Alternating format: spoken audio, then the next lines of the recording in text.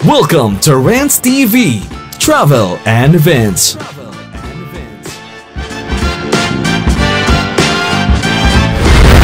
Hi guys, welcome back to my channel. Nandito po tayo ngayon sa Recto in Manila. Please samahan niyo po akong mag-walk tour dito sa kahabaan ng Avenida. Doon po sa bandang unahan po. Mag-update din po tayo dito sa Yorme Schools Clean-up Area in Manila. Dito po sa kahabaan ng Avenida. Ayan po ang tutumbukin po natin. Didiretso po tayo ng Quiapo. Ito po yung update natin today, July 18, 2025. Sa bandang unahan po ay nandoon po ang Carriedo Station. Dito naman po sa other side ang Doroteo Jose ng LRT1. Ito po yung railway ng LRT1. Dito naman po sa kabilang side ang Recto Station ng LRT2. Ito po yung kahabaan ng Sem Recto Avenue. Doon po papunta ang Divisoria. Galing dito pwede rin pong lakarin.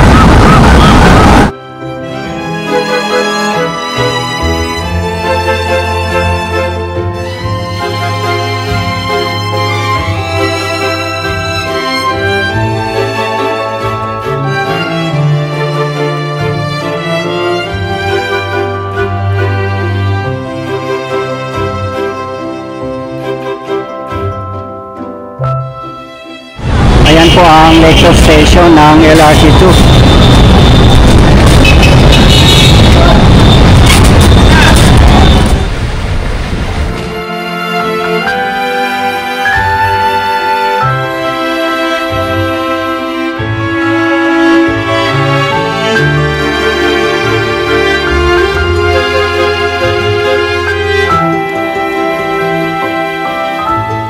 Sana nga guys no, ma-maintain ng mga drivers natin o mga motorist na wag po silang lumagpas sa mga pedestrian lanes, kasi karamihan po ba nakikita natin na yung mga pedestrian lanes natatakpan po nila. Tayo naman po ay may hirapan na pong dumaan, tayo na lang po ang mag-a-adjust.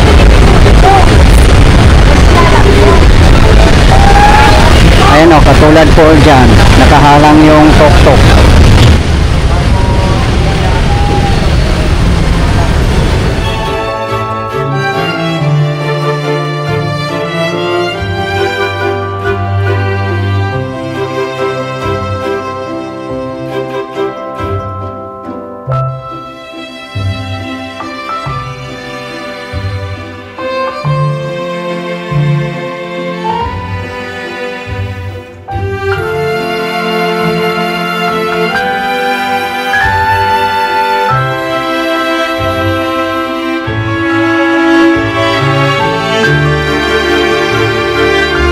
Ito po yung intersection ng Rizal Avenue and Sem Recto Avenue. Ayun naman po ang papuntang Divisoria yung pong lakarin dito kung gusto yung pong magtipid. Malapit lang naman po. Ito po yung tutumbukin natin.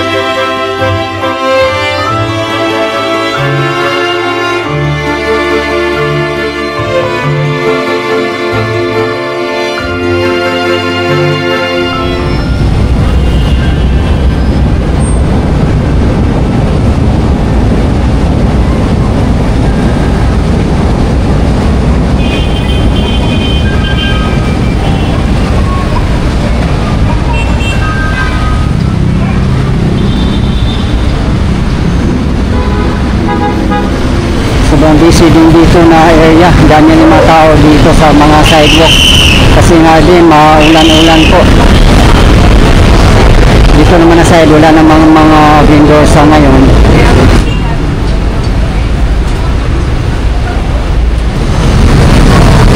Dito naman wala mga yellow markings dito. Bawal na bawal talaga dito kasi main road po ito.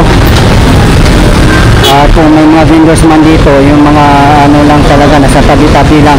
At babantayan lang din po nila kung may mga manghuhuli, naalis po sila.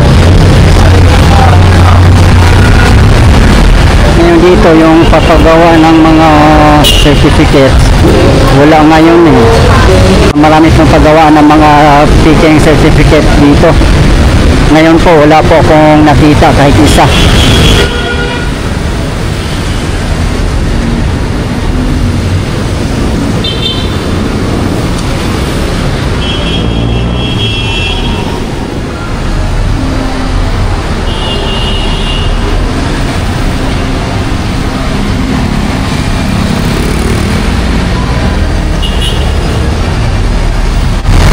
Kahit dito na side, wala ding mga vendors.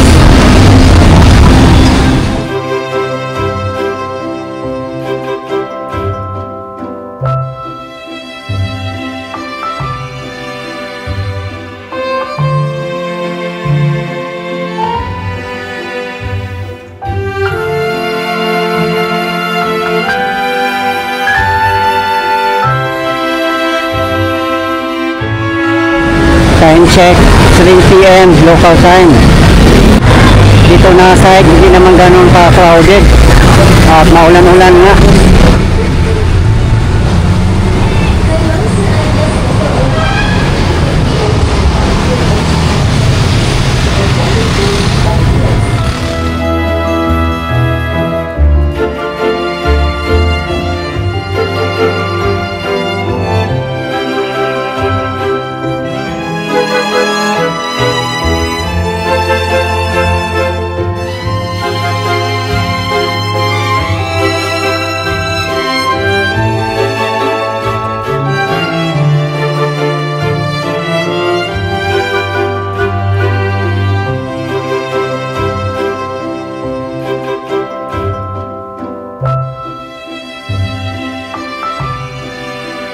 Dito po tayo sa kabilang side ng avenida.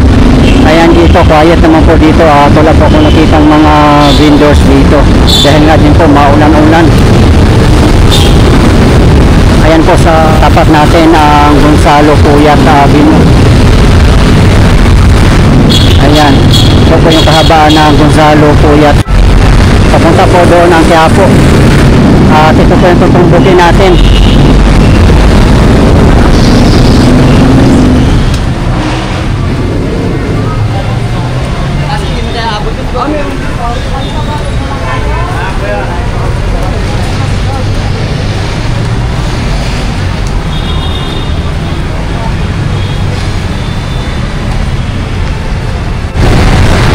Dito na po tayo sa Ronquillo Street. Ayan po sa tapat natin ang Avenida Shopping Center.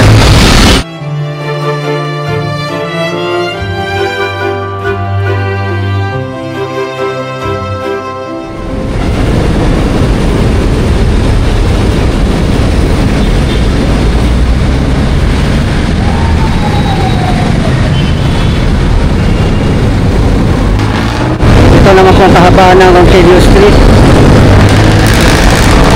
Diyan lang po sa banunan ng Ronquillo Street, Chinatown, Santa Cruz Church. Meron din pong update tayo dyan, nasa aking previous video lang po.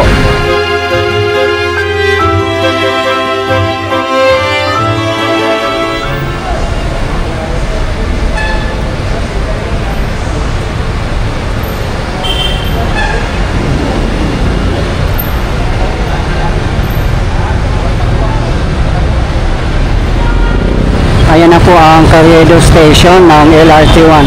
Ito po yung Boston Street. Ayan po, pwede na pong dumaan dito papuntang Santa Cruz Church. Few steps away lang po dito.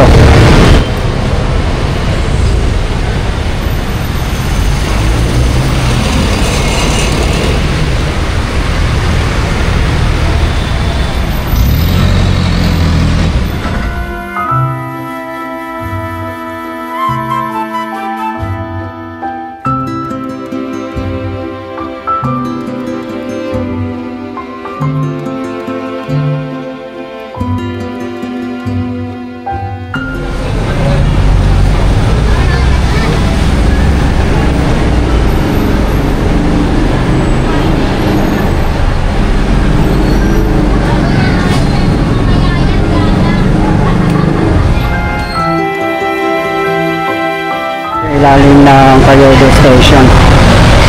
Bumabaha po ang parking area ng mga motor dito as you can see.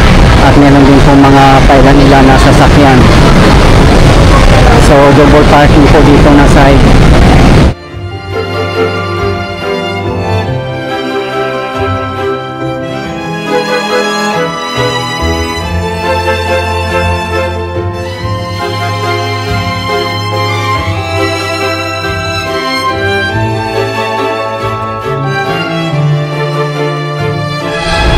Dito na po tayo sa Carriedo Street. Ayan po ang tutumbukin natin papuntang Quiapo Church.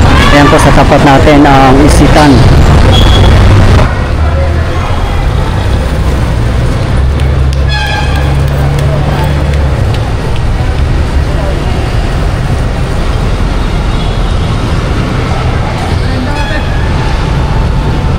Ayan, may ilan vendors din naman dito.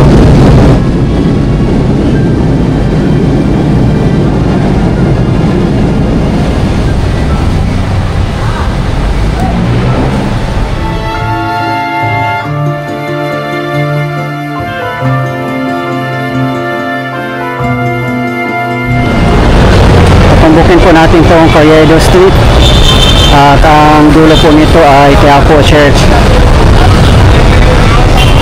Ayan, dito po yung crowd ngayon.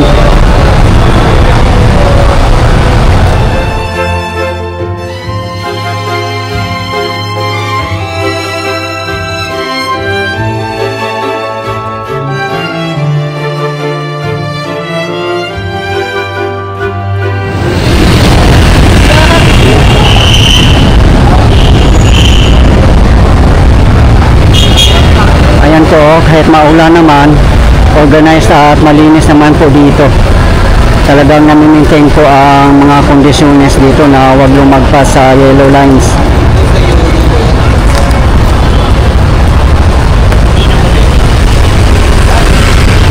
Kahit maulan-ulan, business as usual.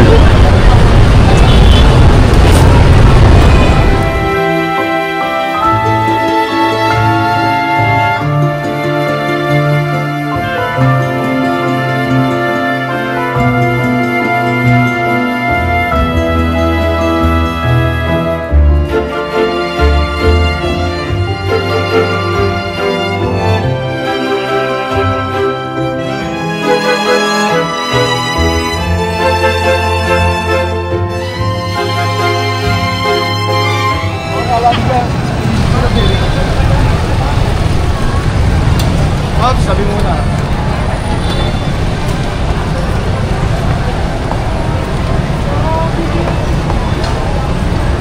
Wala pa?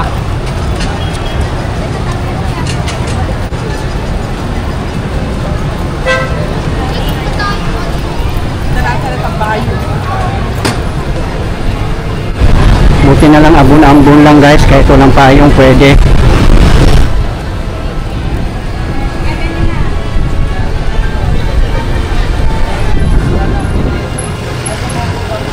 Itong Carriedo Street, isa to sa pinaka-busy street dito sa Quiapo na tipong halos hindi ka na makakagalaw at halos wala ka nang madadaanan. Pero tingnan nyo naman po ngayon, makakadaan ng malaya ang mga tuktok, mga sasakyan.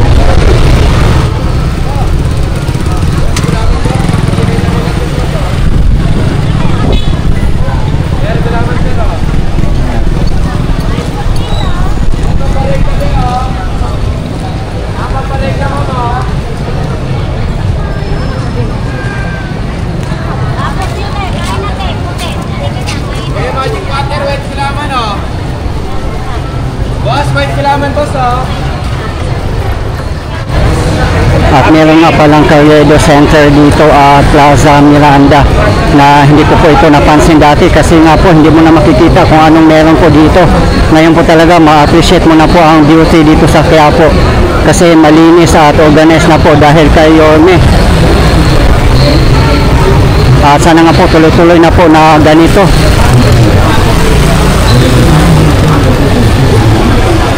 Yan, may pailan-ilan na vendors naman po dito, pero mga maliliit lang po, yung mga nakatayo lang. Dalawa na 150 lang po. Tuloy-tuloy. Ayan, sige. Bigyan kayo, ha? Ababag siya ang presyo. Puro muna lang tuloy-tuloy. Agaba mo, ha? Presyo, ha?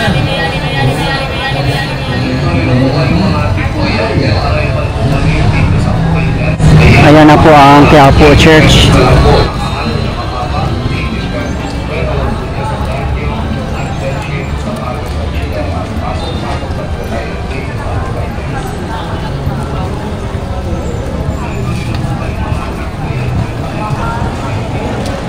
Friday po kasi ngayon, kaya maraming nagsisimba dito sa Quiapo Church. Tingnan nyo naman po, kahit may bagyo, dagsa pa rin ang mga tao dito.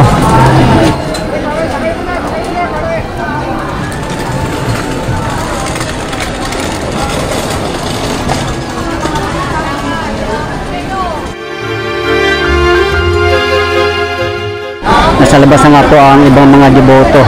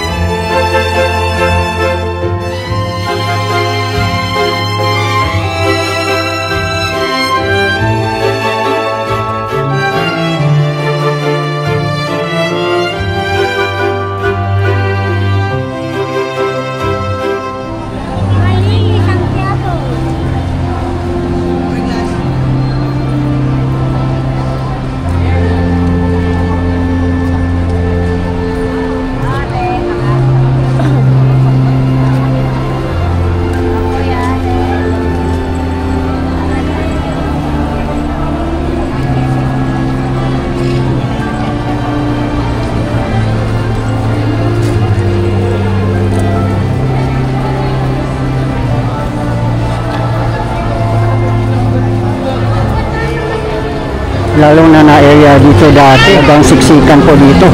Halos hindi ka na rin makalakad. Tingnan nyo naman po ngayon, oh. Sobrang luwag na po. Malayo na po tayong makakalakad po dito.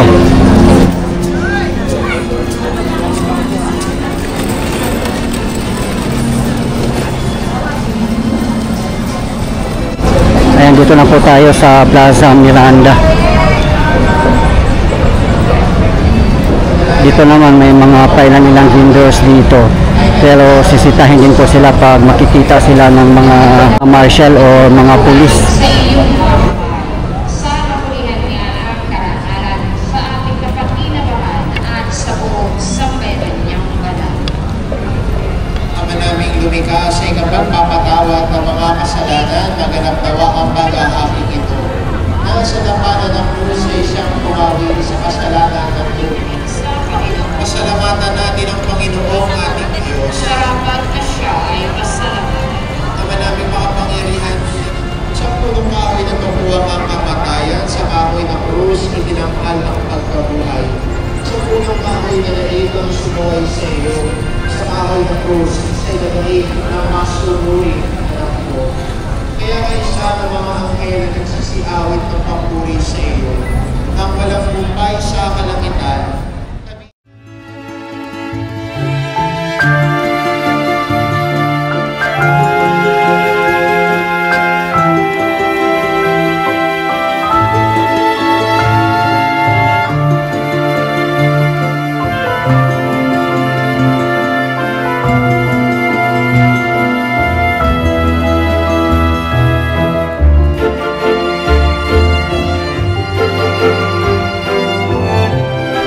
Guys, ito po yung latest update natin ngayon dito sa Avenida and Quiapo in Manila as of today, July 18, 2025. Maraming salamat po sa patuloy niyong suporta at panonood ng aking mga videos. I really appreciate po. At hindi po ako magsasawang i-update kayo, lalong-lalo na po sa mga government infrastructures. Mabuhay ang Pilipinas! Okay guys, thank you for watching and keep safe everyone.